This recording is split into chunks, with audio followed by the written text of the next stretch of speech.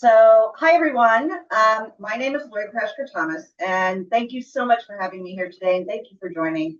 I am an officiant, an author, a photographer, and someone who has spent a lot of years walking with people through some of the most meaningful moments of their lives. Today, I am excited to give you the first look, a teaser, so to speak, into the new book, Ceremonies with Integrity, that I have written with AMM, and I'm very honored. This book is both a guide and a love letter to the art of crafting ceremonies that truly honors people for who they are.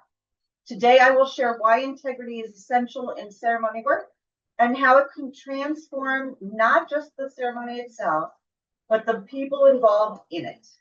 Before we start, though, I want to say there's nothing better than holding the first copy of the book, of anything that you do. And that feeling never gets old. So thank you, Marissa and Louis and everybody for sending them out. It's an amazing feeling to see the hard work we put into this book come to life. I wanted to start out with just giving you a little preview of what Ceremonies with Integrity is about, with a start of the author's notes. This book is deeply rooted in my personal experiences and the knowledge I've gained all through my professional life. Every word, lesson, and insight shared in these pages has been shaped by moments I've witnessed, the people I've met, and the stories I've had the privilege of being a part of. Since 2011, I've had the honor of officiating over 700 weddings as a wedding officiant, and in 2024, I became a certified professional wedding officiant. And along the way, I've guided countless marriers through one of the most significant moments of their lives. I will never forget the first wedding I officiated. It was not traditional to start.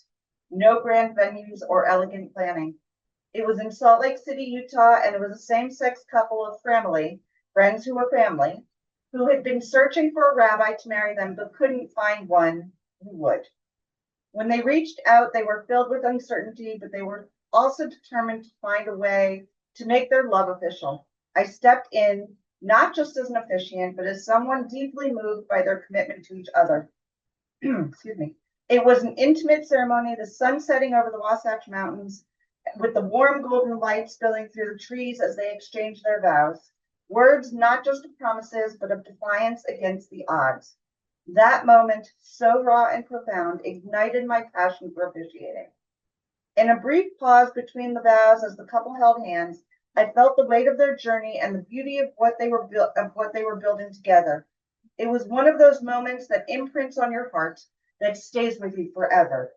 That first wedding began the process of learning, refining, and deeply understanding how to create ceremonies that resonate and truly reflect a couple's love. Each ceremony has reinforced my belief in the power of love, connection, and the importance of crafting a ceremony that speaks to the uniqueness of a couple's bond. So that is my start into and foray into ceremonies, and Ceremonies by Lori was born. So slide 2, Marissa, please. So what is Ceremonies with Integrity? When we hear the word integrity, we often think of honesty or strong moral character. But integrity is really about alignment between our values, our words, and our actions. In ceremonies, integrity means that every word and every moment reflects the truth, identity, and needs of the people being honored. It means our work is grounded in respect, ethical choices, and a commitment to telling their story, not our assumptions and not what is easiest for us to understand. Ceremony integrity is about intentional, inclusive, and grounded in genuine care. Next slide, please. Why integrity matters in a ceremony.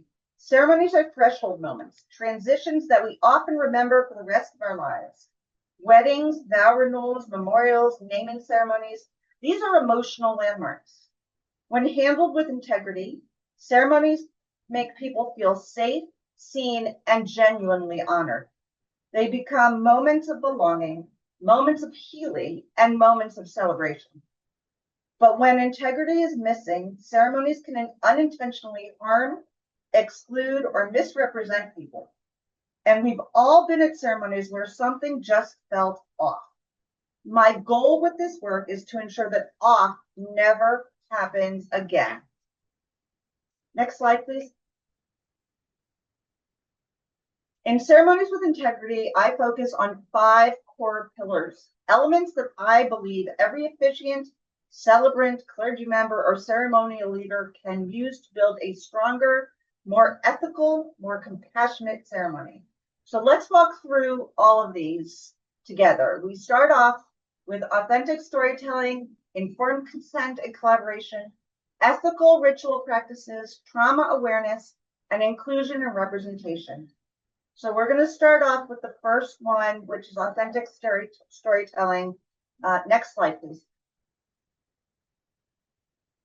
The first pillar, as I said, is authentic storytelling. Every couple, every family, every individual has a story that is uniquely their own. Integrity means truly listening to that story, not replacing it with a cookie cutter script or a generic template. It means weaving in the details that matter, the humor, the quirks, the shared values, the cultural touch points, the moments that define exactly who they are. When we tell a story with integrity, guests don't just say, that was a beautiful ceremony. They say, that was so them, which is really important to me as an officiant. Next slide, please. Nothing in a ceremony should ever be a surprise. Well, I should say, maybe except the vows, unless the couple or family specifically asks not to know. Consent and collaboration are the backbone of ethical ceremony work. This means sharing scripts in advance, checking language choices, offering options while respecting decisions, and ensuring that everyone involved feels heard, included, and seen. When ceremony creation becomes a conversation rather than a performance, trust grows, and the ceremony becomes a reflection of everyone's best intentions. Next slide, please.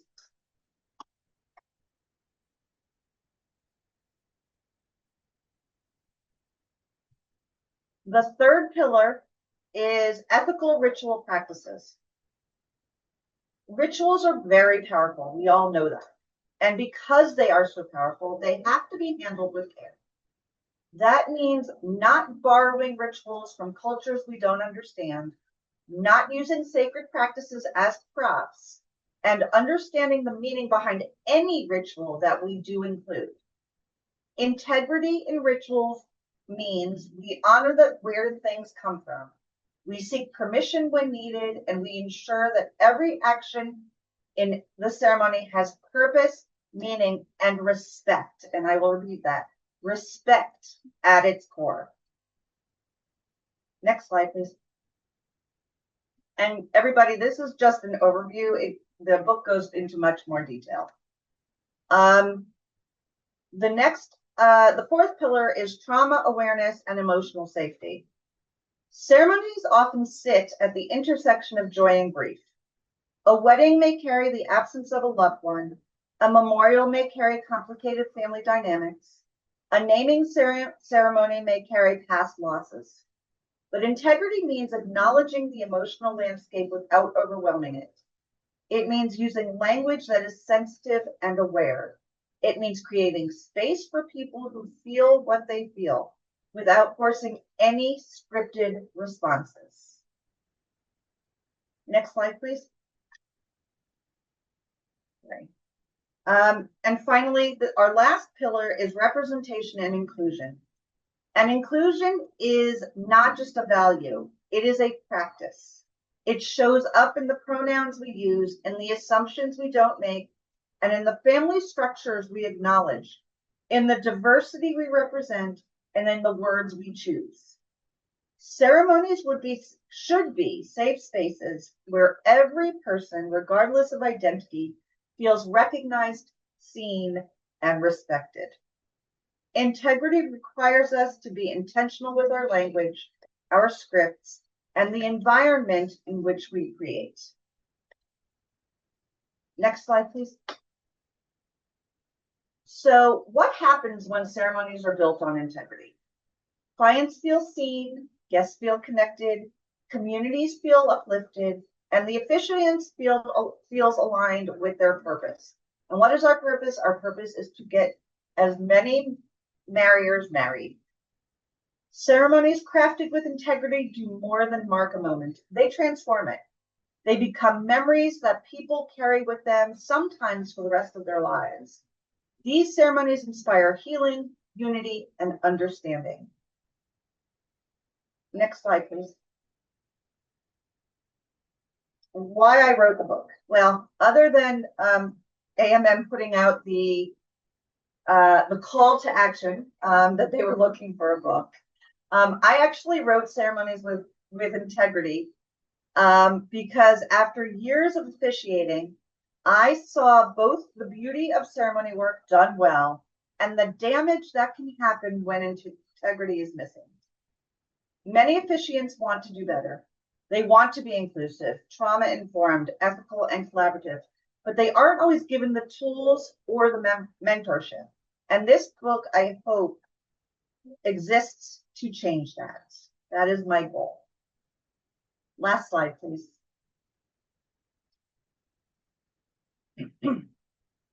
In the book, you'll find real stories from weddings, funerals, elopements, memorials, and so much more. Stories that illustrate what integrity looks like. You will also find practice tools, script building, guides, language tips, ethical considerations. And this book isn't just for officiants. It's for anyone who cares about honoring people. Next slide.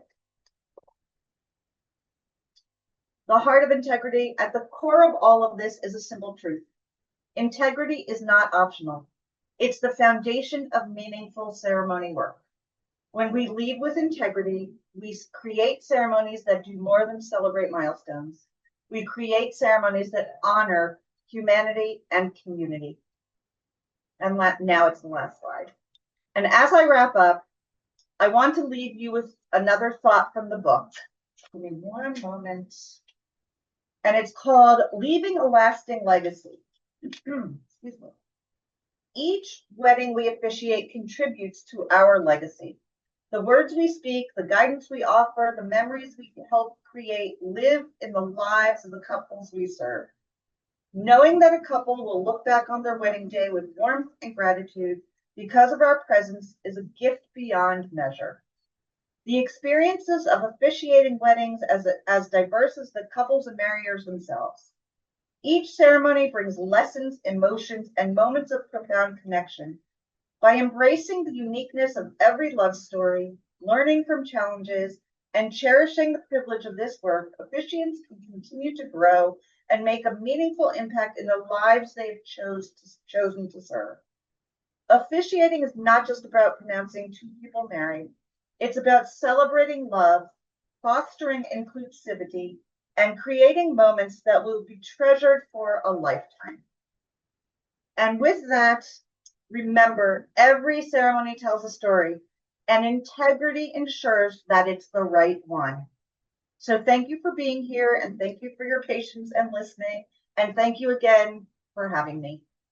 Beautiful. Thank you so much for that, Lori. Absolutely. So yes, we're going to go ahead and transition to the Q&A portion now. So during this Q&A, you can raise your virtual hand for us to call on you, or you can open up the Q&A tab to type your question into the panel. You can also type your question into the chat. We'll keep an eye out there. But if anybody has questions, feel free to chime in. I would definitely say I read the book front to cover and I thought it was absolutely wonderful. So I'm actually very excited to have you on for today. Thank you, Marissa. We're an integral part of all of it. So yes. And I do feel like, especially, you know, with just a lot that's going on in the world, it's something so important to talk about these days within our couples and within performing such intimate ceremonies as officiants do. Did you find that like you did a lot of reflection back into your experiences with your couples to like really bring out the experiences within the book? Oh, 100%. 100%. You have to. I mean, when you're writing a ceremony, you should go back and look at what works, what doesn't work, what that couple or marrier wants. When I was writing this, I went back to my very first ceremony, and I looked at the differences between my very first ceremony when I said, "Is this even legal to do?" Because at the time I didn't know. Um, I go back and say and think, was what I did for that very first couple, and they were friendly, was that okay? Did I say, I always go back and say, did I say something I shouldn't have? And I've asked them 1,000 times every time I see them. If we're talking, they always say, well, Auntie married us, and so it's always a conversation. But I always go back to that very first one and go, okay. I mean, yes, it was my first one. I had no idea what I was doing. But I do go back and I say, I really hope that I didn't say something that maybe shouldn't have said, or maybe should have been said in a different way. Like I said, they've never said that anything. They were thrilled. They had me redo their vows on their 10th anniversary. I mean, so that's great. But yeah, I mean, I think you have to go back especially when you're writing a book like this, you have to go back to the past and see what mistakes you've made, because everybody has made mistakes. At what point in your career do you feel like you kind of went from being an officiant to saying, hey, ethical and inclusive officiating is my thing? How did you kind of like establish yourself in that sense and kind of differentiate yourself from just a typical officiant, Yeah, I don't know if I actually had an aha moment. I always tell people that I have been an ally, specifically of the LGBTQ plus community, all of my life. I didn't know what that meant in kindergarten. My friends were my friends, and it didn't matter to me. So I don't know if there was actually an aha moment, but I do think that so I'm also very honored to say that I am one of the first 3 officiants in Pennsylvania to do an LGBTQ plus wedding. Wow. On the 3rd day that you were allowed to do it. There's 3-day waiting period and all of that. So, I did that, and then word of mouth came about, and I kind of became the go-to for that community. And again, I don't care. I am a sucker for love. I tell people that all the time. I am romantic at heart, and whatever I need to do to get people married, I will do to get them married. But I think after, kind of a funny side story, when my husband stopped asking me if this was legal for me to do, because I would go out to every ceremony and goes, this is legal, right? And I would say, yes, it's legal. I've checked, I work for an attorney. I've checked all the boxes. But I think after he and I stopped having that conversation is when that aha moment came. And anybody who called me, if we aligned, then yes, I will get you married. And at the beginning, I think we all just take ceremonies just to take them.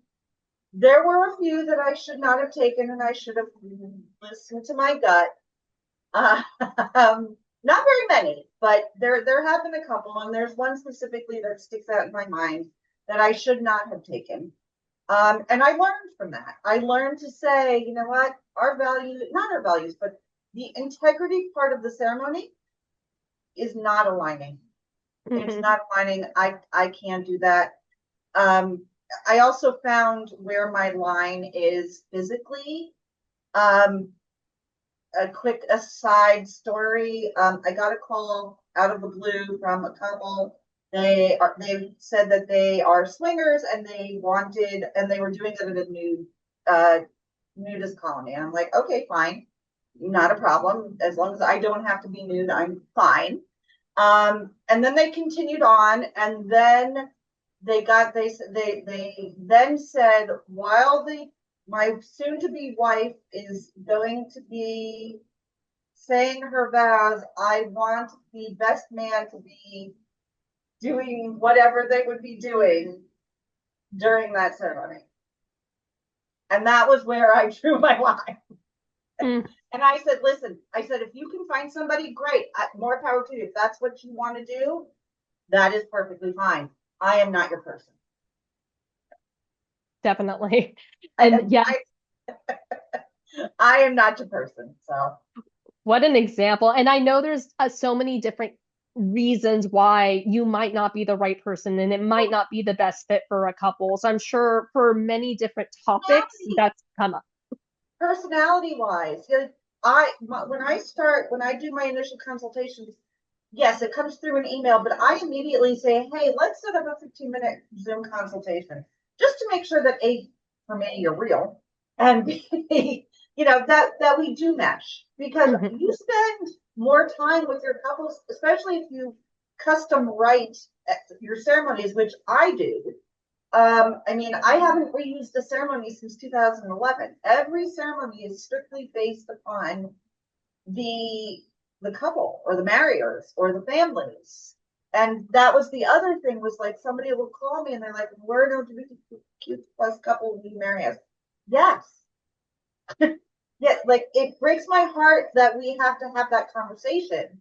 But then I also get, hey, we are polyamorous, or we have a family of 18 and we want to get married, but we know that there can only be, two a legal marriage. And the way that I do my ceremonies is that nobody knows who has the legal marriage. Only I do, and that family does. True. I see that there's questions. Yes. Oh, it's funny. Let's see. Okay, so we did have a couple questions in the Q&A tab here. So we have Allison asking, have you had any requests to incorporate any practices that may have been culturally appropriated or culturally insensitive? And if so, how did you handle it? So I'm sure I have. I'm sure I have. I can't, off the top of my head, and I don't want to waste time. Off the top of my head, I don't know if I did. I mean, there's always some sort of practice that I may not be familiar with. And I will always do my research, or I will try to find somebody who maybe is more knowledgeable. And culturally insensitive, I don't do. If I see it, I will nip it in the bud very, very quickly, nicely. But I will say that's I won't do that, or I will say that isn't, I may not be your person, and that's okay. And we could already have gone through, it could be 3-4 weeks out, which I don't like to do. But I will say, listen, I'm not your person. This is, if you want to include that, that's fine. This is your ceremony, but I am not your person to do that. I specifically do non-denominational, but I am a rabbi. And so if you are asking me to do a Catholic ceremony or Catholic parts of it, no, I won't do that. But I will suggest different ways around that. I will suggest, hey, how about we have your so-and-so be, a part of it and say that prayer, or say this speech, or whatever it may be. And that just goes with any race, religion, whatever the case may be. So maybe if it's something you're not comfortable with, be like, hey, I'm not the right I'm not person, comfortable with it.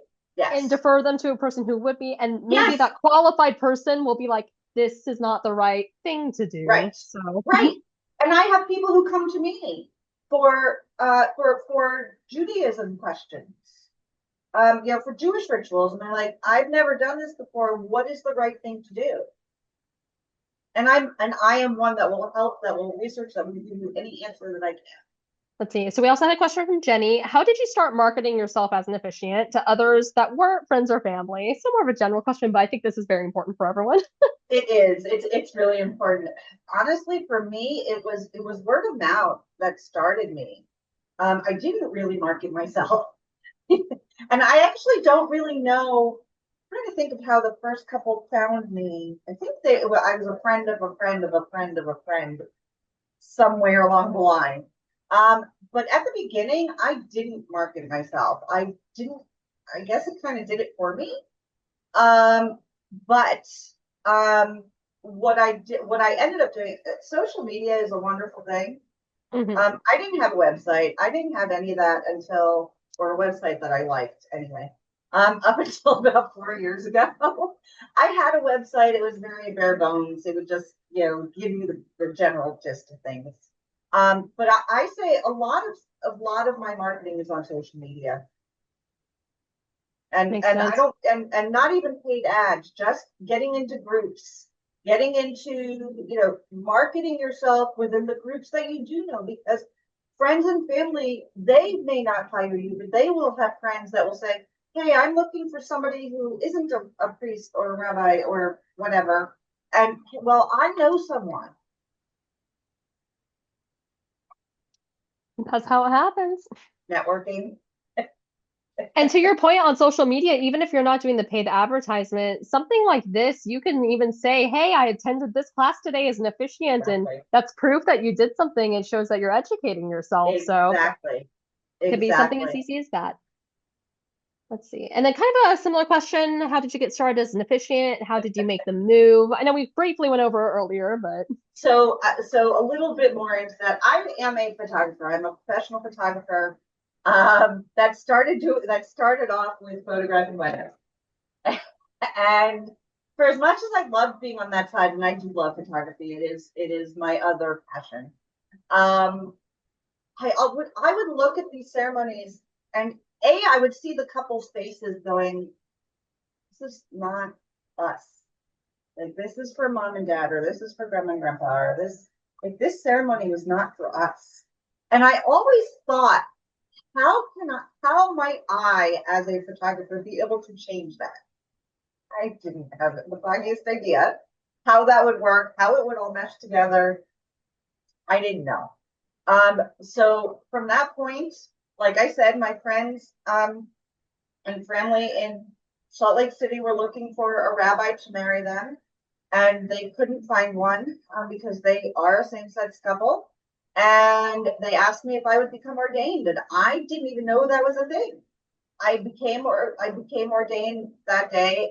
I again work for an attorney, so I called and said, "Hey, this is legal for me to do," and they said yes. And I said, okay. And I did my first ceremony. Um, and I made the move. I am a sucker for love. And anyone who wants to be married should be allowed to be married, whatever that looks like. And that was my decision from that point forward, to kind of be able to do both, to be able to do the officiating and or the photography. And now I've gotten to the point where I'm doing both at the same time. So, and I incorporated into my ceremonies. So I literally will have a couple wait to do the first kiss so that I can get into position with my camera to take the photo of the first kiss. And we just that's amazing. go from there. Oh, I love it. So you've been both kind of in front and behind the camera in Yes, different parts at of the the same wedding. time. Mm-hmm.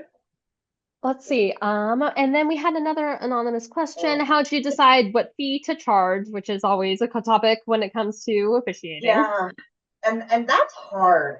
That's a really, like, no matter how many answers you get, you're gonna get, you ask 50 different people, you're gonna get 50 different answers. Um, for me, I did a quick search to see what a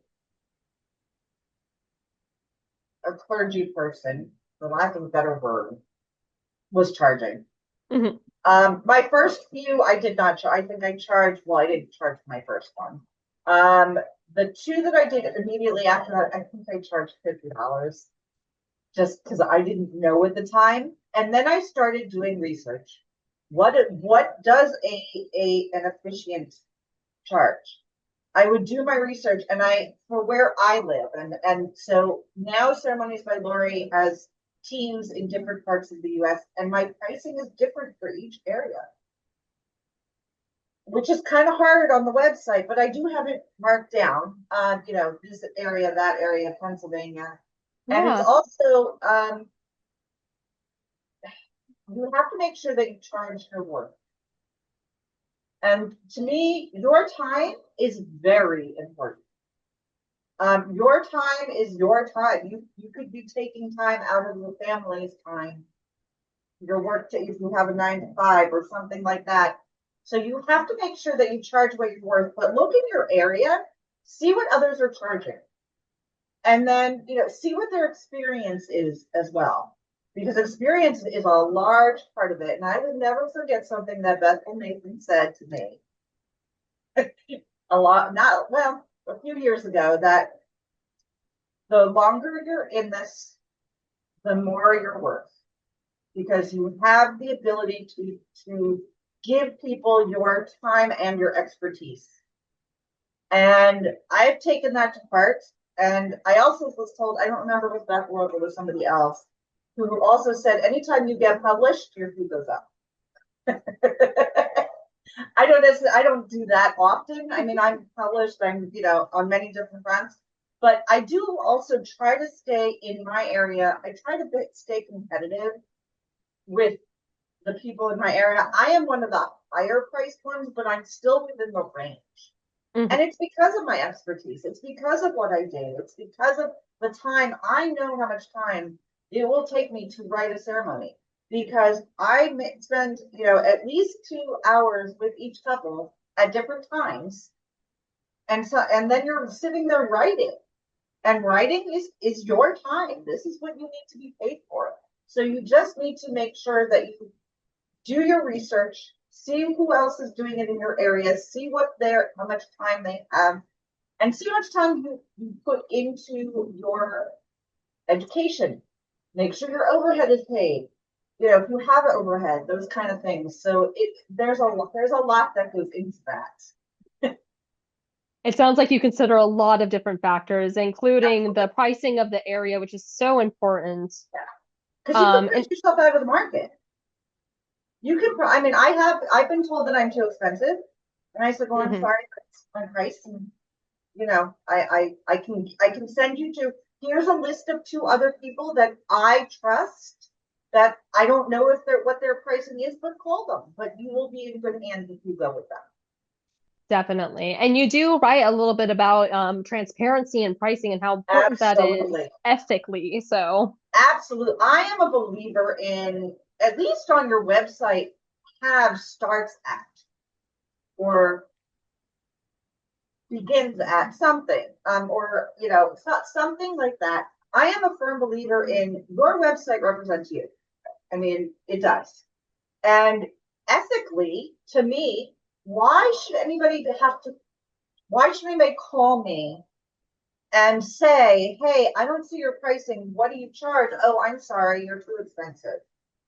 When you can see, or if I am out of their price range, they really want me, well, cut back. They will look to see if they can cut back somewhere else so that they can afford me or anybody.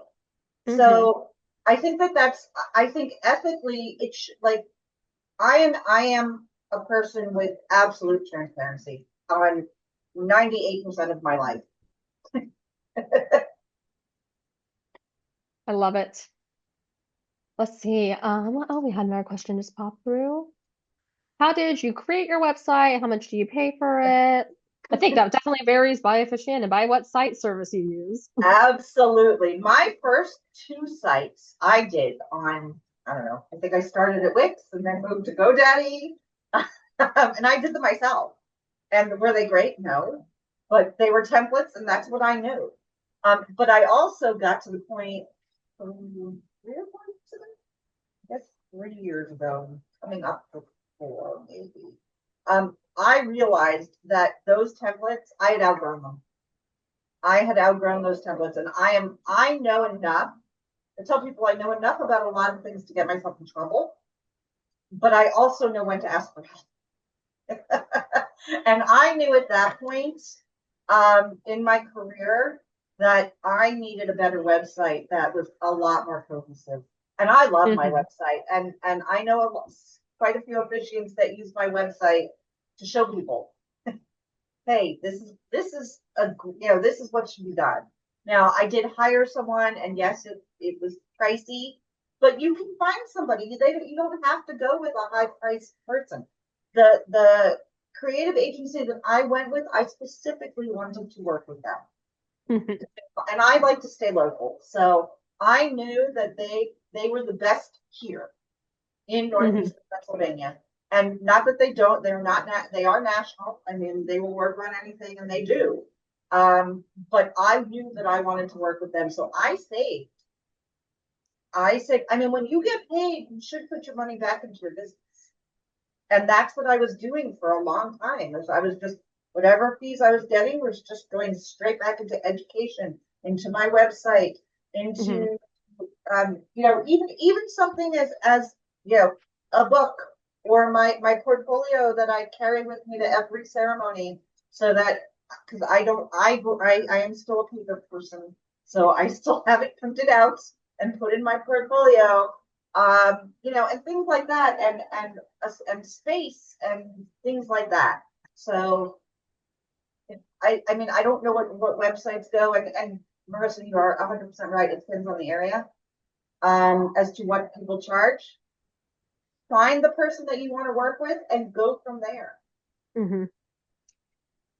Yeah, like you said, as your business grows, invest back into it. But there's plenty of free stuff to get Oh, started. Wix, Weebly, Squarespace all has free templates that yes, get you Wix. started. So Wix. I started with Wix. Wix was free. My website was free at the time. yes, It just shows that you have a presence. definitely.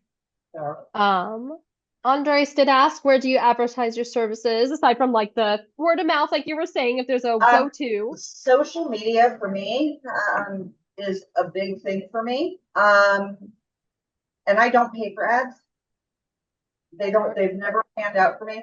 So I don't pay for them. It's usually pretty organic.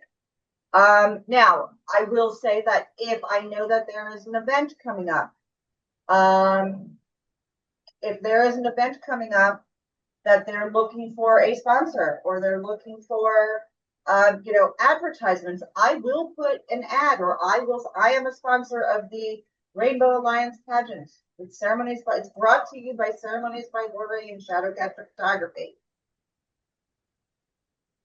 Those kind of things. Put your name everywhere. Yes, wherever you can. We had a question. Lori Prashker-Thomas, CPWO. What does the CPWO stand for? It stands for Certified Professional Wedding Officiant, and it is through the IAPWO. And that was a goal for me. That was a huge goal for me. I have been wanting to do that for quite a few years when they first started, and I couldn't afford it. But then in 2020, late 2020, I'm sorry, 2023, going into 2024, that was a goal for me, and I achieved it. I didn't realize all the work that would have to go into it. But I was determined. Like, that was important to me to be able to have those letters after my name, because officiants don't, like, in the industry. We had a whole discussion in DC about Uncle Bob's and Aunt Mary's and all of that. I wanted to be able to say that I am a certified professional because I put a lot of time and effort, and those letters mean the world to me. It's huge. Let's see. And then I also had a question. So like I said, I did a lot of reading the book, and you do talk a lot about the role of an officiant and like the ethical role. Obviously, as a very seasoned professional officiant, you've seen almost all of it, and you've dealt with almost every situation. What do you think like a common ethical dilemma a brand new officiant might encounter in one of their first few ceremonies, whether it be like a mother-in-law situation or you know? Yeah, people is a big one. I think one of the things for me ethically when I first started was, how do I speak to someone without giving them attitude, or without, on my side, with hearing something and going, wait, what? And basically going to tell them that, yeah, you can't do that, or you can't say that, or why are you doing that? So I think for me that was a huge thing. Was I have always been a public speaker, but I sometimes forget where I am, and something will come out in me, and I really had to learn how to prove that. I think that's one of the things, and talking with your clients. I think talking with your clients too, and I think ethically, if you don't agree, or if something doesn't sit right with you, finding a way to say it to the couple And it's okay to say no. No is not a bad word, but it's all in how you say it. Obviously you're not going to tell them to, what don't you understand, the N or the O. I mean, obviously you're not going to go that route. But you can say, listen, thank you so much for reaching out to me. I really appreciate that, but I don't think this is a good match for us. And learning those kind of things. And when you are at the beginning, it's hard. It's hard. It's hard to say no. It's hard to say, it's not sitting right, but I really need to do this. So in your own realm, in your own world, I think you need to learn some of what your boundaries are and how to stand by them without offending anybody else. I'm not really big on not offending someone. Mm-hmm. I mean, depending on the situation, but again, it's all on how you say something. Mm-hmm. My mother would say, it's not what you say, it's how you say it. Yeah, definitely. That's the name of the game. Yes. I do have a bit of an interesting question. So, with ethics and with the ever-changing world of technology, a lot of folks are utilizing AI to help plan their wedding, write their wedding scripts, write their vows. Have you ever run into that issue where Okay. maybe somebody is using AI and you're like, hey, maybe that's not the right situation right now? I'm hearing a lot. Now, AI has its place. Do not get me wrong. I am a firm believer in using AI. If I'm stuck and I can't, and I will, I need a prompt, great. If I'm looking for, okay, here's a paragraph, this isn't sounding right. What I'll plug it in and I'll see what the options are that AI comes up with, and then I will go from there. If you are customizing a ceremony, and you are one of the officiants that customizes every ceremony, then you need to be the one to customize the ceremony. You need to write your ceremony, not AI.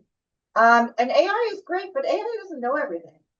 And AI cannot give you the feel of writing for a couple because they don't know that. Makes sense. So does it have its place? Absolutely, 110%. The only time that I tell people to use AI is if Uncle Bob is doing it to make sure that the legalities are met in the ceremony, because that is something that I have had to remarry over a dozen couples because their ceremonies weren't legally done. Wow. People don't think about that. People don't think about that. There are legalities. Now, I live in Pennsylvania, but I will customize to any state that I'm in to make sure that the legalities are met. But in the Commonwealth of Pennsylvania, and there's not a lot of them. In Pennsylvania, you need the intent, and you have to.